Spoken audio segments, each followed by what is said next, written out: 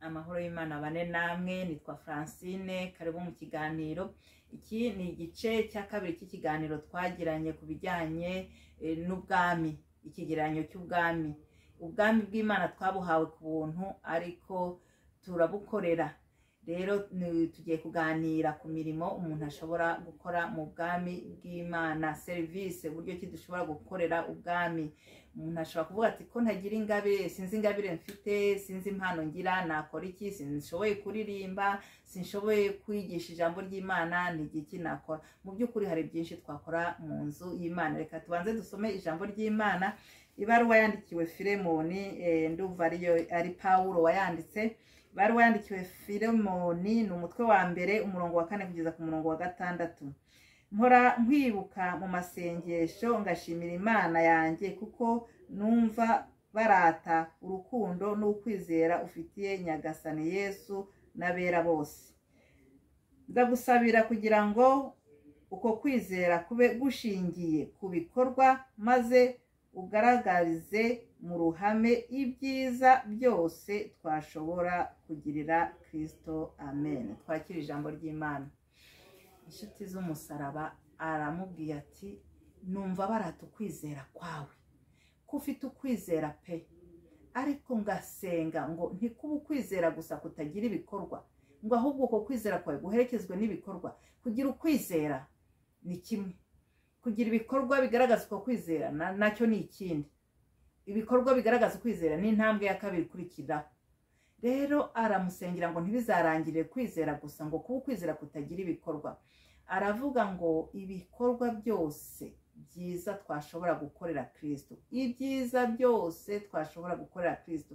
Ntiyavuze yenda ngo nukuririmba gusa, ngo nukujya kuvuga ubutumwa cyangwa gusura abarwayi gusa. Oya, ibyiza byose twashobora gukorera Kristo. Rero ikintu cyose cyiza wakora ku mpamvu ya Kristo, ushima icyo yagukoreye, ushima ko nawe yakugabiye ubwami, nawe ngo ukore ubwo bwami kuko ubu nyine ni ubwawe, icyo cyose kibarwa nk'umurimo, ni umurimo. Rero tugiye kuvuga ibintu bitatu rusange duhuriyeho byitwa imirimo, ku buryo buri wese arabisabwa.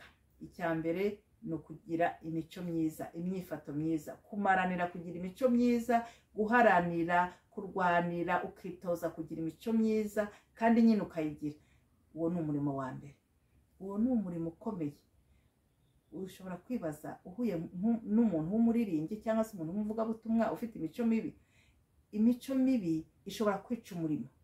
Niyo mpamvu iyo mico myiza ari umurimo ukomeye.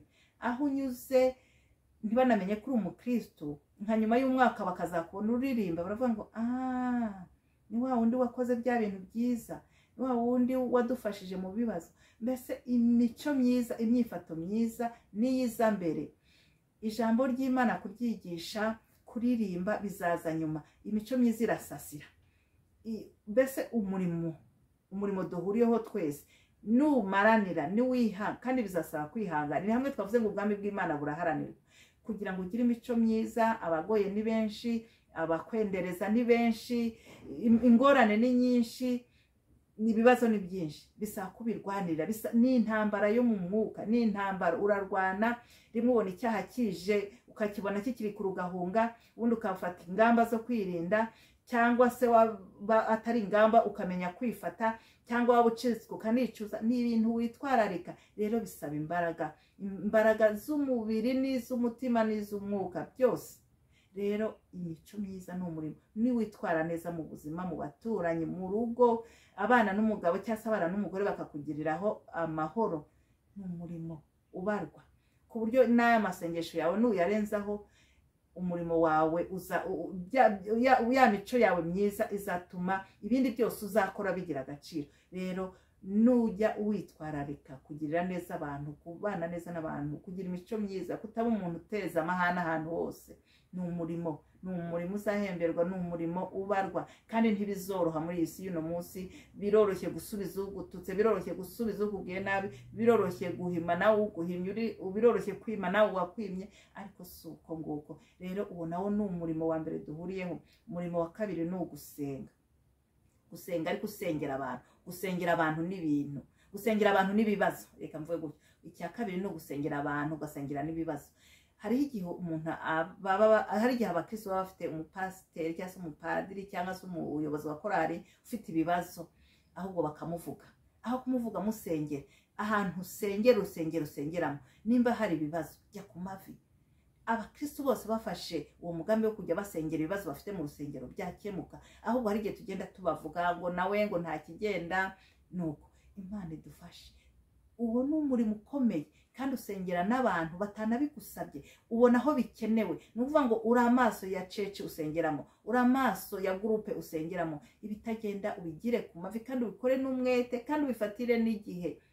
Hari abantu benshi bagiye bakizwa barasengewe n'abantu batarabibabwiye, bakazabimenya nyuma ko umuntu yafashe igihe kirekire akagusengera asaba ngo ukizwe atanabikubwiye. Rero gusengera ibibazo aho ubona byadutse.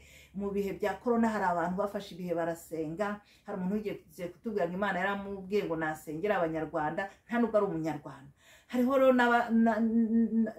n'utaba yabibwiwe ariko akabona ikibazo akumva akwiye gusenga. Unyuze ku muhanda ukabona habaye agisida, ambulance zirimo ziza, we yenda uri muri bisi wigendera, uhita utangira amasengesho. Imana ohereza ubutabazi, usengere abuzi nawe utazi. Gusenga rero nawo ni umurimo kandi udasaba diplome, kandi ni umurimo duhuriyeho, ni uwa twese. Undi murimo ni uwo kwitanga mu bufasha bugaragara bufatika, amafaranga cyangwa se imbaraga. Ushobora kuba udafite amafaranga ariko ufite imbaraga, ukaba wahingira umuntu, cyangwa wagenda ukamurwaza, cyangwa wagenda ukamutekera, cyangwa se naba ntashoboye kubikora ngiye nkaba natanga amafaranga akariha umuntu umukuburira, cyangwa akariha umukozi umukorera ibyo ntabashije gukora kuko ntafite umwanya. Rero ubufasha bufatika mu nzu y'Imana burakenewe. Hari abantu njya mbona yaba agiye gutura cyangwa se agiye kwitanga umurimo akareba ibiceri, ibintu by'ibiceri, reka inota akazifatisha igikumwe akajya ajonjoramo ibiceri aba ari byo ahereza. Ibyo ntibikabeho. Ni ukuvuga ngo ujye witanga. Ubwami bw'Imana batubwiye mu ijambo cya gice cya mbere twaganiriyeho, ukuntu ngo umuntu yabonye yuko ubwami bw'Imana ari nk'ikintu cy'agaciro gikomeye gihishe, ngo akagenda akagurisha ibyo atunze byose. Umuntu wumva ubwami ko bufite agaciro kangana no kugurisha ibyo atunze byose, ntiyajya gutura ngo atange ibiceri, inote azifite azireba. Rero tubyige tubyitoze. Ibintu byose turi kuganira ni ukubyiga, ni ukubyitoza. Ugira icyo wiga uyu munsi, ugira aho wiyunguruza, ugira aho uvugira aho ujya. Ubwami bw'Imana buramaranirwa, ab'intwari bashyiramo imbaraga. Ibyiza byose rero twakorera Kristo byose ni umurimo. Ibyo rero bitatu turabisangiye: gusengera ibibazo, usengera n'abantu bakeneye amasengesho, ababagaburira tukabasengera, abatugaburira ijambo ry'Imana tukabasengera. Hanyuma gutanga ubufasha bwabo bw'amaboko cyangwa bw'amafaranga, nabyo ni umurimo, no kugira imico myiza. Ibyo bitatu turabisangiye. Hanyuma n'izindi ngabire, hari ingabire wifuza uzayisengera. Nimba wumva gusengera abarwayi bigukora ku mutima, ukumva ubyifuza, uzabisengera. Nimba wumva wifuza indi ngabire yose iba, uzayisengera. Imana izayiguha, kuko Imana ikorana n'inyota yacu. Ikintu cyose ufitiye inyota Imana yakiguha.